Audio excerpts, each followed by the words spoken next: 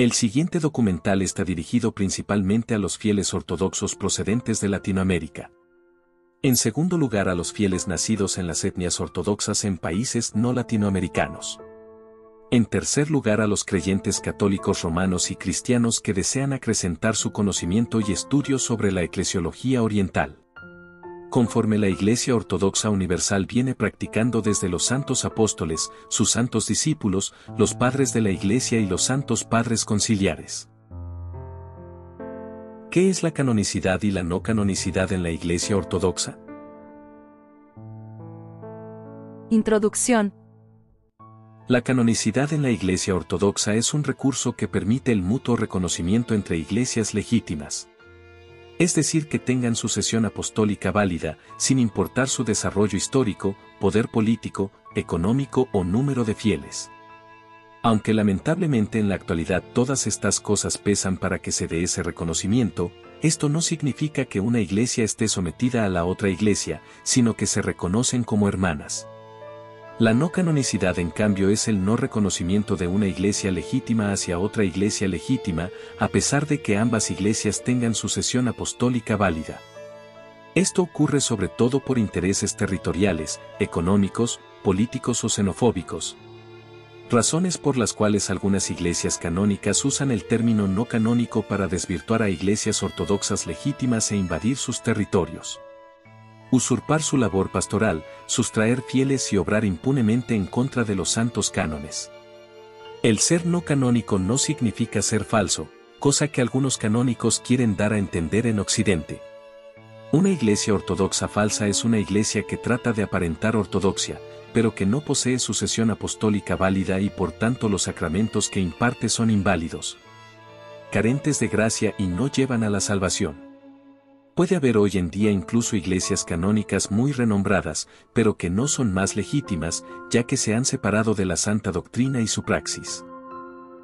Concepto básico. Por un lado, en el mundo existen 28 iglesias ortodoxas, las cuales se reconocen mutuamente y se llaman entre sí mismas canónicas. Y por otro lado hay un grupo de 16 iglesias ortodoxas con sucesión apostólica válida, llamadas en su conjunto no canónicas y que no son reconocidas por las anteriores. En primer lugar debemos entender cuál es la máxima autoridad de la Iglesia Ortodoxa, cómo es la eclesiología, cuál es la historia de la Iglesia y lo más fundamental de todo, ¿qué es la legitimidad en la Iglesia Ortodoxa? Eclesiología. A diferencia de la Iglesia Católica Romana, que tiene una sola autoridad eclesiástica máxima en la persona del Papa, en la Iglesia Ortodoxa no existe tal representación en la figura de un solo obispo. La autoridad máxima de la Iglesia Ortodoxa es siempre la Santa Doctrina. Esta Santa Doctrina es una doctrina viva en el corazón de la Iglesia, en sus jerarcas, monjes y fieles. Aunque la Iglesia Ortodoxa está dividida en iglesias de tradición griega y tradición eslava, en canónicas y no canónicas, en patriarcados, autocefalías, autonomías o eparquías, iglesias históricas o en iglesias nacionales, siempre son divisiones de carácter administrativo y no afectan en nada la unidad de la Iglesia en la doctrina. Santa Doctrina. Aunque existen errores en la Iglesia que se presentaron a través de la historia, estos se derivaron exclusivamente de falencias humanas, sin embargo, la Santa Doctrina es santa y sin error. Ella está conformada por la santa tradición de la Iglesia y las santas Escrituras, donde reposa el Espíritu Santo. Recalcamos que es santa, pura y sin error, puesto que ella es la verdad, y la verdad es una persona, y esa persona es Jesús el Cristo, Hijo de Dios. Dios y hombre, el Mesías y Salvador del mundo. Palabra coeterna con el Padre y el Espíritu Santo. Como exhortó el santo y divino apóstol Pablo. Hermanos, estad firmes, y retened la doctrina que habéis aprendido, sea por palabra, o por carta nuestra. En ese sentido, todo cuanto la Iglesia obra es parte de aquello que fue enseñado por los apóstoles. incluido lo que fue enseñado por los santos concilios ecuménicos, donde el Espíritu Santo inspiró a los padres conciliares a mantener íntegra la santa doctrina. A todo este conjunto de enseñanzas cristianas, la Iglesia les llama la santa tradición, que sustenta y a la vez se sostiene en las Sagradas Escrituras. Ambas conforman la santa doctrina, que es por sí misma el Evangelio. Ese Evangelio, como ya lo habíamos dicho, es la palabra coeterna con el Padre, que se encarnó y que vivió entre nosotros y que permanece inequívocamente entre los hombres. Mientras la santa doctrina sea mantenida pura y recta, constituye la verdad, y esa verdad es la única cabeza de la Iglesia, es decir, Jesucristo vivo en su santa doctrina. Para que la Iglesia sea ortodoxa, debe ser recta, es decir, vivir profundamente esta doctrina, encarnarla y acrecentarse en ella. Si esto fuera como debe ser, en ello redundaría la unidad de las distintas iglesias ortodoxas en el mundo entero, independientemente de las separaciones étnicas, geográficas, económicas, administrativas y políticas. Canon de la Iglesia. En el excursus, que es la exposición paralela para ampliar la explicación sobre el uso de la palabra canon en el primer concilio ecuménico de Nicea del año 325, señala que la palabra canon es en su sentido original una vara recta, el canon de la fe, el estándar de la creencia ortodoxa, el canon de la verdad, regla de fe, transmisión de la religión verdadera. San Clemente de Alejandría se refería a un estándar de la interpretación mística.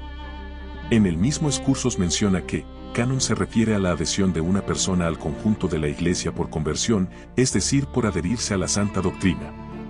Es decir, seguir los cánones de la Iglesia.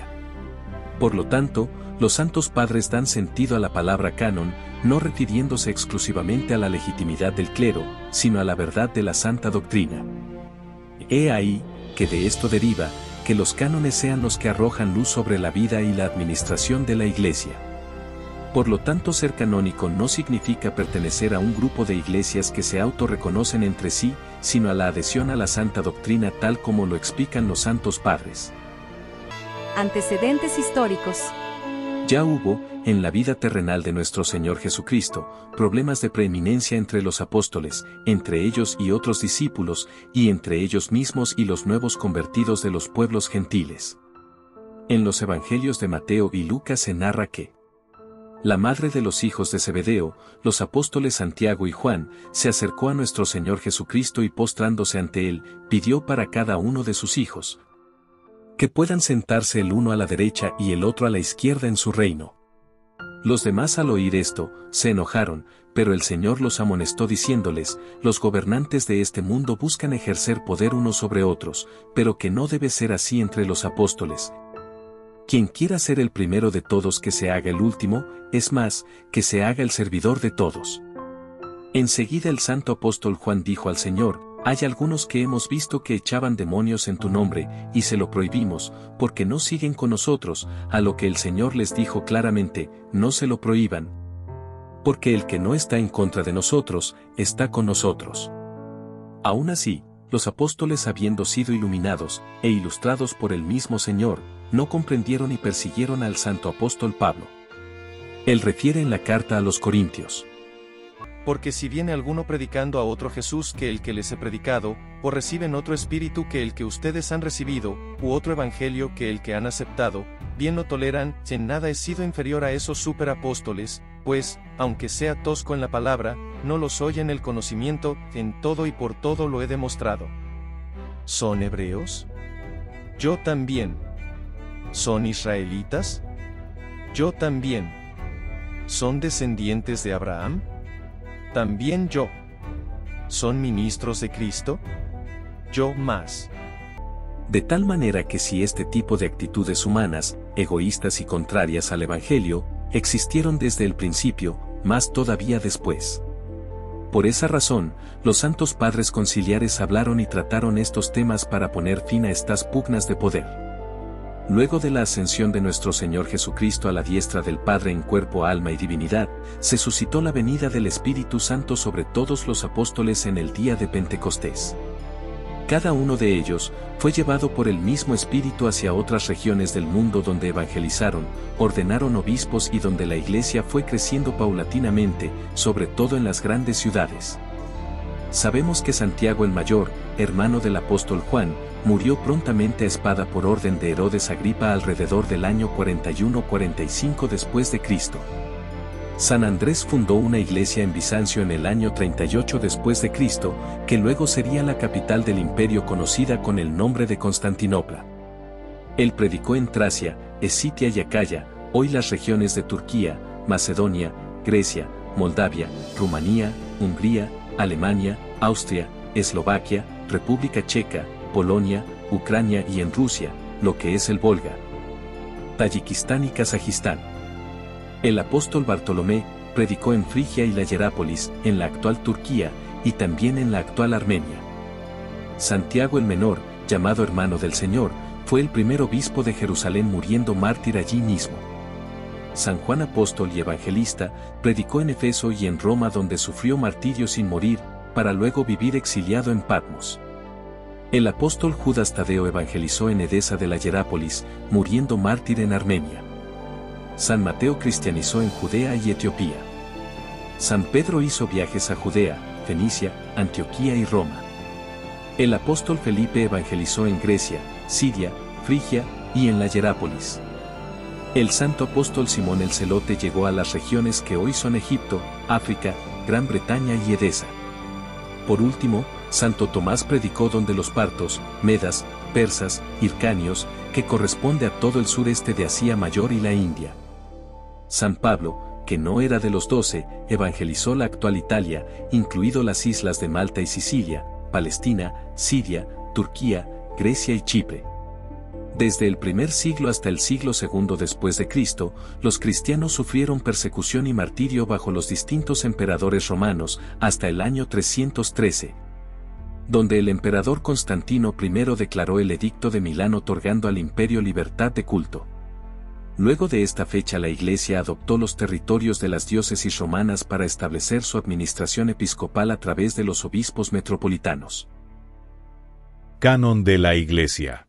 El canon sexto del primer concilio ecuménico de Nicea señala que, hablando en materia territorial, el mismo concilio de Nicea insiste que la Iglesia, aprovechando de la división política de las provincias de la administración del Imperio Romano, Egipto, Libia y la Pentápolis, y que comprendía la diócesis romana de Egipto, le siguieran siendo sujetas a la administración eclesiástica del Patriarca de Alejandría. El Patriarcado de Antioquía, cuya extensión era igualmente vasta en el oriente del imperio, que también era patriarcal en extensión y que tenía varios obispos metropolitanos en sus ciudades, le fueron sujetas. Al obispo metropolitano de Roma se le reiteró las provincias romanas que le estaban sujetas bajo su administración eclesiástica. Pero el título de Patriarca de Occidente solo lo ostentaría cuando el Papa Teodoro I lo acuñó para sí mismo en el año 642. En el Cuarto Concilio Ecuménico de Calcedonia en el año 451, debido al poder administrativo de la sede imperial, se dio a Constantinopla la autoridad administrativa eclesiástica sobre los territorios de Europa, Asia, el Ponto y los territorios bárbaros fuera del imperio. Hay que enfatizar que la Iglesia usaba la administración política del imperio y dio preeminencia a la Iglesia de Roma por ser la antigua capital del imperio. Pero en el Segundo Concilio Ecuménico de Constantinopla el año 553, había dado también prerrogativas de preeminencia al Patriarcado de Constantinopla después de Roma, porque era la nueva Roma y por ser la nueva capital imperial, quedando Alejandría y Antioquía después de ella. En el Cuarto Concilio Ecuménico de Calcedonia el año 451 se otorgó también al Obispado de Jerusalén la independencia de las administraciones de Cesarea y Antioquía, estableciéndose como una autocefalía con poder sobre las 3 provincias romanas de Palestina. Para el siglo VI, la pentarquía de la Iglesia quedaría conformada durante los próximos siglos como sigue: Patriarcado de Constantinopla, la Nueva Roma, Patriarcado de Alejandría, Patriarcado de Antioquía, Patriarcado de Jerusalén con preeminencia como la Iglesia más santa. Y por último la Iglesia de Roma con preeminencia por ser la primera capital del Imperio Romano, pero no instituida como patriarcado sino como Iglesia. en medio de los diversos sucesos históricos y en términos muy amplios y generales. Primero por la decadencia del Imperio Romano entre el siglo III y V. El ascenso del Imperio Bizantino desde el año 395 con una duración de más de 1000 años. La incursión del Islam sobre territorios cristianos desde el siglo VII. El cisma del año 1054. La formación del Imperio Otomano desde el año 1299 cuya duración llegaría hasta el siglo XX. La toma de Constantinopla en el año 1453, el descubrimiento de América el año de 1492. El Renacimiento en Occidente entre los siglos XV y XVI. La Primera Guerra Mundial desde 1914 a 1918. Y finalmente el comunismo en el siglo XX. A lo largo de todos estos hechos que se extendieron hasta 2000 años después de Cristo, ocurrieron varias independencias administrativas de iglesias étnicas que se separaron de las antiguas administraciones ortodoxas o mejor conocida como la Pentarquía. Aquí algunos ejemplos. Kiev fue evangelizada por el santo apóstol Andrés. Allí los cristianos formaban iglesias separadas entre los bárbaros. La iglesia eslava se vio fortalecida por la nueva evangelización de San Cirilo y San Metodio en el año 862 hasta su expansión definitiva en el año 988. Cuando el príncipe Vladimir adoptó la ortodoxia como religión del imperio eslavo, siendo griegos los primeros obispos metropolitanos de la iglesia eslava. Hasta que se ordenó el primer obispo metropolitano eslavo Hilarión I en el año 1051. La iglesia eslava estuvo bajo la administración del Patriarcado de Constantinopla por 397 años, hasta que la iglesia rusa se autoproclamó iglesia autocéfala en 1448. Permaneciendo como iglesia no canónica por 141 años, y en 1589 Constantinopla reconoció su autocefalía volviéndose una iglesia canónica. El Patriarcado de Serbia surgió como una iglesia autocéfala en 1219 con la elevación como arzobispo de San Sabas, recibiendo la autocefalía por medio del Patriarca de Constantinopla. En 1350 fue excomulgada por Constantinopla por ser invasores, tal como lo prohíben los santos cánones al abrogarse administraciones en territorios de Monte Athos que no le competían. En 1557 fue instaurada como patriarcado por un no cristiano, el sultán Solimán el Magnífico, volviendo bajo la administración de Constantinopla en 1766 y se independizó como iglesia autocéfala en 1879. El Patriarcado de la Iglesia Ortodoxa de Georgia, siendo una iglesia apostólica, fue reconocida como iglesia autocéfala en 1990 por Constantinopla después de casi 2000 años, y de numerosas injerencias católicas romanas y acosos por parte de la Iglesia Ortodoxa rusa. La Iglesia Ortodoxa rumana, luego de siglos de intrusiones eslavas, griegas y católicas romanas, en 1872 rompió sus relaciones y su comunión con la Iglesia Ortodoxa de Constantinopla, y se declaró como una iglesia autocéfala en 1885, y en ese mismo año más tarde fue declarada como iglesia canónica por la misma Iglesia de Constantinopla. En la actualidad, la OCA, Orthodox Church in America, que es la Confederación de Iglesias Étnicas en los Estados Unidos, recibió en 1970 la autocefalía de la Iglesia del Patriarcado de Moscú, pero no del Patriarcado griego de Constantinopla. En razón de eso, muchas iglesias canónicas no reconocen su autocefalía, sino solo las iglesias canónicas eslavas, por lo que sigue siendo, a pesar de ellas, una iglesia no canónica. De la misma manera ocurrió en la historia con todas las iglesias ortodoxas autocéfalas y patriarcados posteriores a los 5 primeros patriarcados históricos, dependiendo siempre de factores culturales, factores políticos propios a sus realidades e intereses y conveniencias. Ahora la pregunta que cabe es: ¿acaso los misterios sacramentales, bautizos, matrimonios, Eucaristía, órdenes sagradas, consagraciones episcopales y demás misterios fueron inválidos en la Iglesia Ortodoxa rusa durante los 141 años de ser no canónica, o en la Iglesia rumana, durante los 13 años que fue no canónica?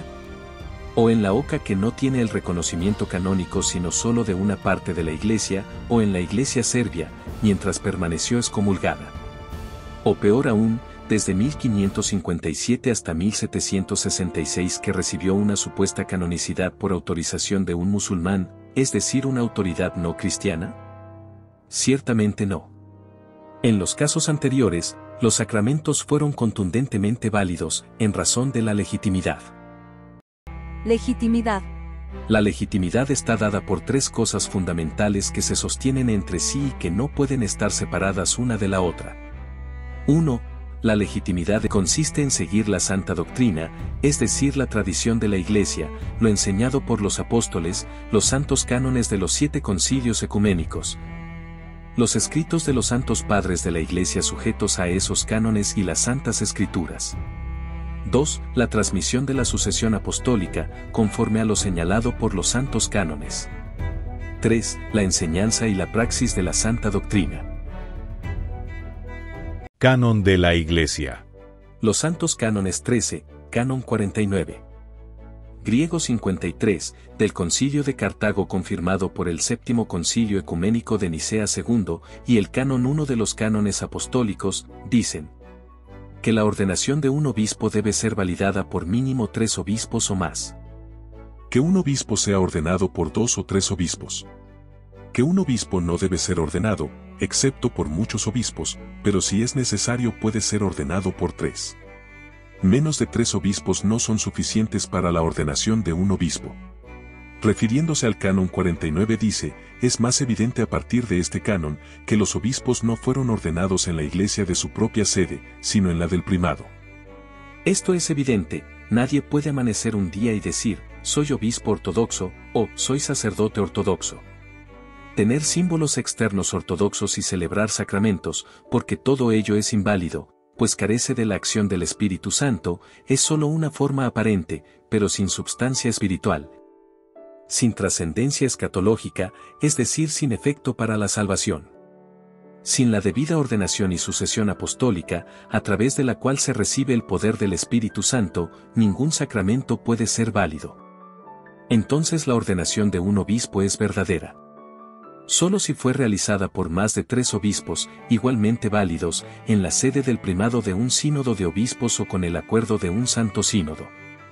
Si un obispo ordenado en estas condiciones, canónico o no canónico, enseña y practica lo contemplado en la santa doctrina, entonces es legítimo. Ahora preguntamos, si un obispo canónico que haya sido legítimamente ordenado, no se ciñe a los santos cánones, sino que abusando de su autoridad incurre en contra de los santos cánones, ¿podrá ser legítimo? La respuesta es no, porque quien va en contra de los santos cánones sale de la comunión de la ortodoxia. Historia de la Iglesia Ortodoxa en Latinoamérica. La historia de la Iglesia Ortodoxa en Latinoamérica es, como en los demás casos, particular por sus propias peculiaridades accidentales, culturales, políticas y por su desarrollo en el tiempo. La primera misión ortodoxa en Latinoamérica surgió por la necesidad de dar asistencia a los fieles ortodoxos migrantes, que siendo de distintas nacionalidades solicitaron al zar Alejandro III en 1888, el auspicio de la Iglesia Ortodoxa de Moscú para instaurar una misión en Buenos Aires, Argentina, la cual se inauguró en 1901 con la labor del padre Konstantin Izasov, quien además fundó misiones en Paraguay, Uruguay, Chile y Brasil. Con el tiempo varios obispos ortodoxos de distintas jurisdicciones canónicas vinieron a Latinoamérica con el pretexto de atender a los fieles migrantes de sus propios países y otras etnias ortodoxas, llegando a haber asentamientos en Argentina, Brasil, Chile, México, Venezuela, Perú, Panamá y Colombia. En medio de estas misiones étnicas, existieron algunos latinoamericanos convertidos a la ortodoxia, pero tratados siempre como fieles o clero de segunda clase, como si de una nueva conquista se tratara. El 18 de junio de 2005, en la Catedral de la Protección de Nuestra Santísima Madre de Dios, Pokrova, en la ciudad de Kiev en Ucrania, sede del primado del sínodo ucraniano, tal como lo mandan los santos cánones 13 y 49. Del Concilio de Cartago confirmado por el Séptimo Concilio Ecuménico de Nicea II y el canon primero de los cánones apostólicos, fue ordenado obispo y elevado a arzobispo un latinoamericano, ya que siendo nativo no solo era necesario sino también legítimo conforme a lo requerido por los santos cánones, que se le encomendara la misión de atender los territorios de Latinoamérica. Un tomos de autonomía llegó por fin, luego de muchas conversaciones y análisis por parte del Santo Sínodo griego, en el año 2010, conforme a las actas sinodales número 89, 96 y 79 emitidas entre octubre y noviembre de 2010. Se permitiría la autonomía de la Iglesia Ortodoxa en Latinoamérica y su futuro crecimiento como una iglesia propia para los países de la región. Posteriormente, en el año 2016 fueron consagrados 2 obispos latinoamericanos más, en la sede del primado del Sínodo en Grecia, el primero ordenado por 6 obispos y el segundo ordenado por 7 obispos, tal como mandan los cánones antes señalados. En este sentido, la Santa Metrópolis de la Iglesia Ortodoxa Autónoma de Ecuador y Latinoamérica ha realizado durante su trayectoria un arduo trabajo.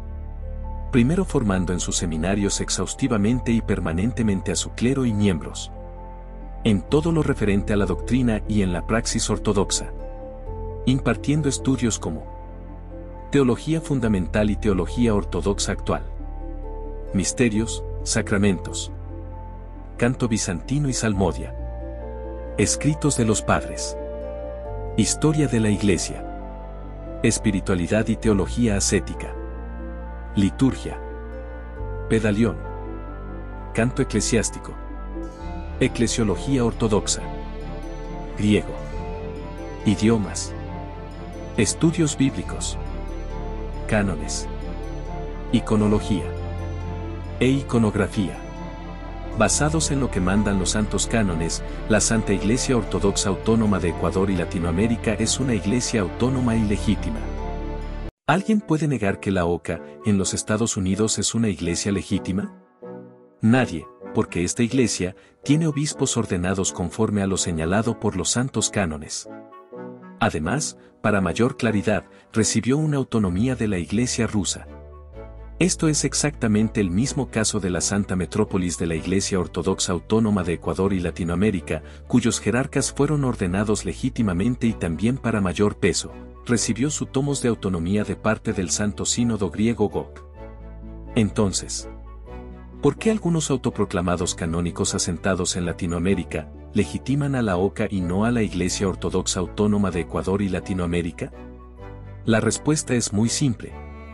Antes que nada, son personas que invaden un territorio en contra de los mismos santos cánones. Recordemos, es la misma razón por cual el Patriarcado de Serbia fue excomulgado en 1350 por Constantinopla. Al invadir territorios que no le correspondían, y aunque estas jurisdicciones atraen a personas latinoamericanas, secretamente las consideran igualmente de segunda clase y no desean que ninguno alcance un estatus de autonomía. Necesitamos hablar un poco de la situación de la Iglesia Ortodoxa aquí en Ecuador, porque es una situación complicada, es una situación diferente, no es una situación fácil, no es una situación simple. En Ecuador son solamente 2 sacerdotes ortodoxos canónicos, solamente 2. Es el padre Rafael de la Iglesia Ortodoxa Serbia, el padre Alexei, que es de la Iglesia Ortodoxa Rusa. Los otros no son canónicos. Por eso es necesario para mí, con mi conciencia, para decir que nosotros, especialmente la Iglesia Ortodoxa Rumana, no tengo ningún sacerdote aquí en Ecuador. Su beatitud Patriarca Daniel de la Iglesia Ortodoxa Romana, o su eminencia metropolita Nicolai de la Iglesia Ortodoxa Romana de las Américas, de las 2 Américas, que es con la Patriarcado Romano. No tengo ninguna bendición a ningún sacerdote para celebrar la Divina Liturgia aquí. Por eso yo necesito decir esto, porque su eminencia me pregunté para hablar con ustedes, para clarificar con Padre Rafael que la Iglesia Romana no tengo ningún sacerdote aquí en Ecuador. Por eso, si tú eres un ortodoxo verdadero, solamente busca tu salvación con una iglesia canónica, con una iglesia que es en comunión con otros patriarcados canónicas ortodoxas del mundo. Otra vez, aquí en Ecuador tenemos 2. Padre Alexei de la Patriarcado Ruso y Padre Rafael de la Iglesia Ortodoxa Serbia. Le hablé con Padre Rafael antes de la Divina Liturgia. Él me prometí que puedo venir aquí en Quito 2 veces por mes. Por todo ello, la persecución en contra de la Santa Metrópolis Ortodoxa Autónoma de Ecuador y Latinoamérica se trata de una persecución xenofóbica, marcada por intereses mezquinos por parte de estos jerarcas y clérigos malintencionados llamados canónicos pero que actúan anticanónicamente. Canon de la Iglesia. El canon segundo del Segundo Concilio Ecuménico de Constantinopla I del año 381 estableció claramente que los obispos no deben ir más allá de sus diócesis a iglesias situadas fuera de sus límites, ni traer confusión a las iglesias. Estas iglesias canónicas tienen su jurisdicción en sus propios países, sin embargo, siendo canónicas como proclaman de sí mismas traen confusión a las personas convertidas en Latinoamérica yéndose en contra de los santos cánones. Canon de la Iglesia. El canon 22 del Concilio de Antioquía en Siria, el canon 53 del Concilio de Trullo confirmado por el Séptimo Concilio Ecuménico de Nicea II, además del canon apostólico 34 y 35 dicen que ningún obispo vaya a una ciudad extraña que no esté sujeta a sí mismo, ni a un distrito que no le pertenece, ni ordenar a nadie, ni nombrar presbíteros o diáconos para lugares dentro de la jurisdicción de otro obispo. Y si alguno presume de hacer tal cosa, la ordenación será nula, y él mismo será castigado por el sínodo. Que las diócesis no deberían recibir un obispo sin el consentimiento de su propio obispo. Pero, porque algunos que han alcanzado un cierto dominio aborrecen la comunión de los hermanos, o al menos, se han convertido en depravados. Reclaman para sí mismos el dominio con lo que en realidad es tiranía, en su mayor parte tumultuosa y presbíteros insensatos, que levantan la cabeza contra los propios obispos o si no ganan al pueblo para festejarlos o por persuasión maligna, para que, por favor ilícito poder colocarse como gobernantes sobre ellos. Los santos cánones que estos jerarcas y clero canónico dicen respetar, los amonesta severamente diciéndoles: pero, porque algunos que han alcanzado un cierto dominio aborrecen la comunión de los hermanos, o al menos, se han convertido en depravados, reclaman para sí mismos el dominio con lo que en realidad es tiranía. Estos jerarcas y clero extranjero reclaman para sí la autoridad sobre un territorio que invaden para provecho propio, trayendo escándalo y confusión, y respetando y burlándose del Espíritu Santo en las personas de los jerarcas legítimamente y canónicamente ordenados como obispos de la Iglesia Ortodoxa. Además, escupen contra sus propias iglesias y jurisdicciones tachando de inválidos y falsos los sacramentos de una iglesia no canónica, cuando ellos mismos fueron no canónicos. ¿Acaso fueron inválidos sus sacramentos y fueron falsos sus jerarcas, mientras permanecieron en la historia como no canónicos? Canon de la Iglesia. Canon 12 del Cuarto Concilio Ecuménico de Calcedonia, año 451. Ha llegado a nuestro conocimiento que ciertas personas, contrariamente a las leyes de la Iglesia, habiendo recurrido a poderes seculares, por medio de rescriptos imperiales dividieron una provincia en 2, de modo que, en consecuencia, hay 2 metropolitanos en una provincia. Por eso el Santo Sínodo ha decretado que, en el futuro, un obispo no intente hacer tal cosa, ya que el que emprenda será degradado de su rango. Muchos canónicos ponen cada uno su obispo en la misma ciudad, so pretexto de atender a sus propios fieles, usurpando y robando el rebaño de otros obispos. Se burlan con sus actos fariseos de los santos cánones que dicen conocer, haciendo todo lo contrario a lo que mandan los santos padres conciliares. Canon de la Iglesia. Canon sexto del Segundo Concilio Ecuménico de Constantinopla I, año 553. Porque muchos que desean confundir y volcar el orden eclesiástico, lo hacen contenciosamente y fabrican calumniosamente acusaciones contra los obispos ortodoxos que tienen la administración de las iglesias, con la única intención de manchar la reputación de los sacerdotes y provocar disturbios entre los laicos pacíficos. Algunos de estos sacerdotes y jerarcas canónicos, sin temor de Dios, provocan disturbios y manchan la reputación de los obispos latinoamericanos, calumniándolos de falsos y que los sacramentos impartidos legítimamente por acción del Espíritu Santo son inválidos.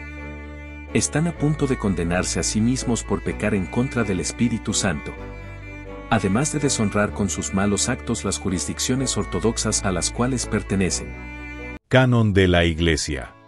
Los cánones 15 y 53 del Concilio de Trullo, confirmado por el Séptimo Concilio Ecuménico de Nicea II, año 787. Y decretemos todos, esto también, que, si algún obispo ordenara en cualquier orden, al ministro de otra diócesis sin el consentimiento de su propio obispo, tal ordenación debe considerarse inválida y no confirmada. Que las diócesis no deben recibir un obispo sin el consentimiento de su propio obispo. Estos obispos y sacerdotes extranjeros, al venir a nuestros territorios sin el consentimiento ni bendición del legítimo jerarca nativo propio en Latinoamérica, hacen ellos mismos inválidas sus ordenaciones, pasando por encima de los santos cánones. Canon de la Iglesia. El canon 34. 35 de los cánones apostólicos dice: Los obispos de cada nación deben reconocer al que es el primero entre ellos y considerarlo como su cabeza, y no hacer nada importante sin su consentimiento. Pero cada uno puede hacer solo aquellas cosas que conciernen a su propia parroquia y los lugares del campo que pertenecen a ella. En Latinoamérica existen obispos legítimamente instaurados de entre el propio clero nativo.